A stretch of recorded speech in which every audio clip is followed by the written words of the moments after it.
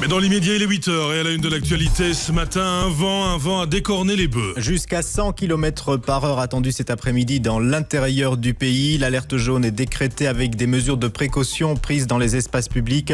On voit cela en détail dans une minute. Près de 300 policiers au total participeront à l'opération. Yann Liambon, le ministre de l'Intérieur, justifie la décision du gouvernement fédéral.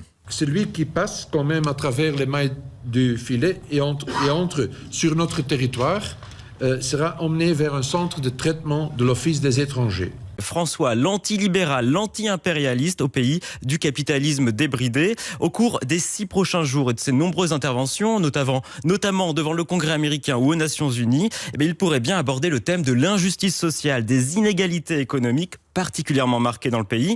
Anne-Carole Séverne et Aline Wavreille se sont rendues dans un petit village près de Kilis où vivent 200 habitants. C'est à seulement 2-3 km de la Syrie et des positions du groupe terroriste État islamique. Arab Kesmes, c'est une fenêtre sur la guerre.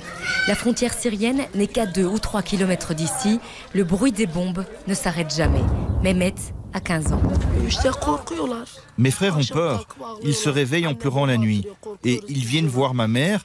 Quand il y a beaucoup de bombes, ils font des cauchemars et ils ont peur.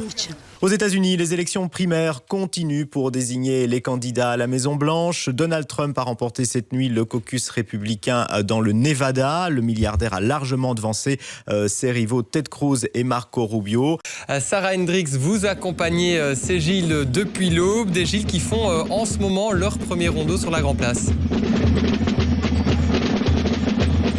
Depuis 8h30, petit à petit, toutes les sociétés de Gilles arrivent ici sur la Grand Place. Lewandowski appelé au jeu pour entamer la deuxième mi-temps alors que le Bayern était mené 0-1 par Wolfsburg et qui, entre la 51e et la 60e minute, a été littéralement touché par la grâce. Du côté du ring, et si vous perdez encore plus d'1h30 depuis donc Grimbergen jusqu'à Anderlecht.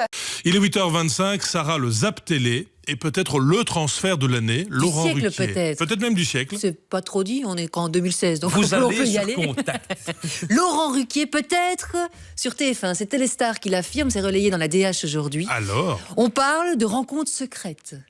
Bon, lundi matin, avec pas mal de soucis sur la route, la neige peut-être, et un petit cadeau, puisque ce lundi sera jour de live. Qui vient nous rejoindre, c'est Grand Georges, vous le connaissez avec So Fine. C'est le fameux, comme le disait Sarah tout à l'heure. Eh bien, c'est plus large que ça maintenant, car il y a tout un album qui s'appelle So Logical. Bonjour Grand Georges. Bonjour. Vous avez reconnu votre chanson dans notre bouche? Tout à fait. Le titre que vous nous proposez ce matin? How Long, je pense, ouais. How Long, c'est sur l'album So Logical de Grand Georges et c'est en direct ce matin à la guitare. And I just want to know how long, how long, how long, how long. I just want to know how long, how long, how long. 8h54, Thierry, c'est donc le regard sport de ce lundi matin. Et on commence par l'hommage à Dominique Donofrio, mort donc d'une crise cardiaque en Argentine à l'âge de 62 ans.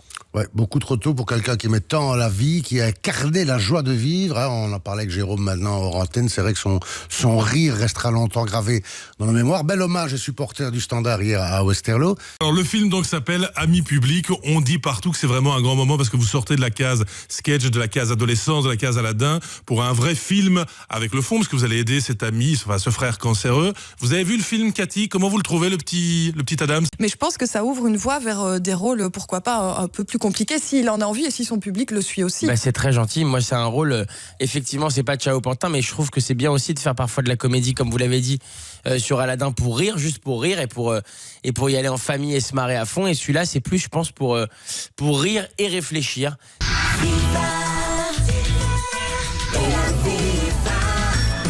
8h, 9h, le 8-9.